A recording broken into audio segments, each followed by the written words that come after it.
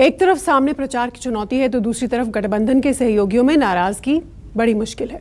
इसी नाराजगी को दूर करने के लिए अखिलेश यादव और जयंत चौधरी के बीच लखनऊ में बैठक हुई। कहा जा रहा है कि इस बैठक में सीटों को लेकर चल रहे मतभेद को दूर करने की कोशिश हुई। हालांकि दोनों ने ट्वीट के जरिए उत्तर प्रदेश के भविष्य को लेकर मंथन की बात की। ऐसे में सवाल यह है कि क्या आगे दोनों नेता एक साथ मंच पर दिखाई देंगे? अखिलेश यादव जिंदाबाद जिंदाबाद। तो हमारे और आपके बीच में जो पैदा करे खाई, समझ लेना वही है भाजपाई।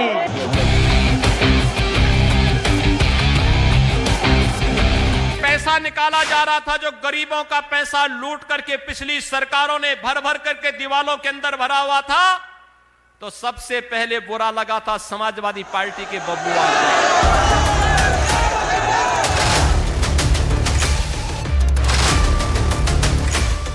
हमने और उन्होंने हाथ मिलाया है। ये चौधरी चरण सिंह जी का पुराना समीकरण लौटाने के लिए हाथ बढ़ाया है। मेरठ की इस रैली के बाद से अखिलेश यादव और जयंत चौधरी कभी एक साथ चुनावी मंच पर दिखाई नहीं दिए।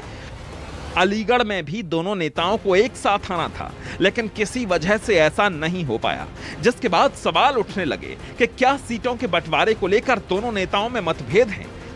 सवाल उठे तो जवाब के रूप में एक बार फिर दोनों नेताओं की मुलाकात हुई। लखनऊ के जनेश्वर मिश्र ट्रस्ट में अखिलेश यादव और जयंत चौधरी की काफी देर तक सीक्रेट मीटिंग हुई। पश्चिमी उत्तर प्रदेश में बीजेपी को घेरने के लिए अखिलेश यादव और जयंत चौधरी के बीच चुनाव से पहले जो दोस्ती हुई थी, उसका असर अभी तक दिखाई नहीं दे रहा है। लेकिन अब दोनों दलों के गठबंधन की डोर को मजबूत करने के लिए आज लखनऊ में अखिलेश यादव और जयंत चौधरी के बीच काफी देर तक मंथन हुआ।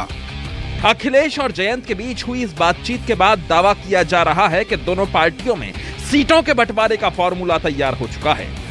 कहा जा रहा है कि दोनों पार्टियों की कोशिश है कि पश्चिमी यूपी में जातिगत समीकरणों को ध्यान में रखकर सीटें बांटी जाएंगी, ताकि जाट मुस्लिम वोटों का बेहतरीन तालमेल हो और नतीजों में गठबंधन को फायदा मिले। देखिए, आज समाजवादी पार्टी के राष्ट्रीय अध्यक्ष माननीय अखिलेश यादव जी और राष्ट्रीय लोक दल के राष्ट्रीय अध्यक्ष माननीय जयंत चौधरी जी के बीच जो सौहार्दपूर्ण माहौल में आज एक बैठक संपन्न हुई है।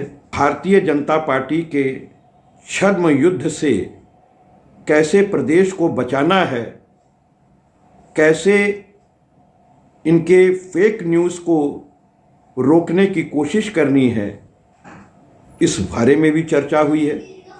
क्योंकि भारतीय जनता पार्टी इस समय पूरी तरह से बौखला गई है और आपने देखा अपने सारे अनुषंगिक विंगों को उन्होंने उत्तर प्रदेश में लगा दिया है। अखिलेश यादव और जयंत चौधरी का गठबंधन कोई नया गठबंधन नहीं है। 2019 के लोकसभा चुनाव के दौरान सपा बसपा के साथ रालोद का भी गठबंधन था। हस्र पूरे देश ने देखा है। दरअसल अस्तित्व बचाने के लिए दोनों लोग ये ठगबंधन कर रहे हैं, लेकिन उत्तर प्रदेश की जनता, पश्चिम उत्तर प्रदेश की जनता ने अखिलेश राज का गुंडा राज, माफिया राज देखा है। एक महीने पहले भी दोनों नेताओं के बीच ऐसी ही बैठक हुई थी, जिसमें सूत्रों से यह पता चला कि जयंत चौधरी ने 45 सीटों की मांग रखी थी, जिस पर अखिलेश यादव तैयार नहीं हुए।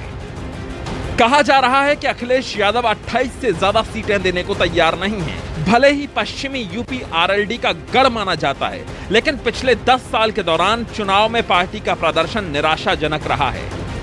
2017 में पार्टी ने 277 सीटों पर उम्मीदवार उतारे, लेकिन 266 सीटों पर जमानत जब्त हो गई। सिर्फ एक उम्मीदवार ने छपरौली से जीत हासिल की। फिर 2019 के लोकसभा चुनाव में महागठबंधन के साथ चुनाव लड़ने के बाद भी आरएलडी को सफलता नहीं मिली। पार्टी के सभी उम्मीदवार चुनाव हार गए। खुद चौधरी अजीत सिंह और उनके बेटे जयंत चौधरी भी अपनी सीट नहीं बचा पाए। लेकिन इस बार किसान आंदोलन की वजह से माहौल बदला हुआ है, क्योंकि जयंत चौधरी ने आंदोलनकारियों का पूरा साथ दिया और उनसे समर्थन भी मिला। ऐसे में उनको लगता है कि इस बार पार्टी जाट, सिख और मुस्लिमों की लामबंदी की बदौलत अपना गढ़ बचाने में कामयाब हो जाएगी। यूपी में सत्ता के शिखर पर पहुंचने के लिए पश्चिमी यूपी काफी अहम माना जाता है, क्योंकि यहां से विधानसभा की 136 सीटें आती हैं और 2017 के चुनाव में बीजेपी ने 103 सीटें जीतकर सभी दलों को मात दे दी थी। इसी बीजेपी को घेरने के लिए समाजवादी पार्टी ने राष्ट्रीय लोकदल को साथ लिया। ऐसे में देखना यह है कि उनकी ये रणनीति कितनी कामयाब हो पाती है। मानस श्रीवास्तव के साथ अशोक तिवारी, न्यूज़ 24, लखनऊ।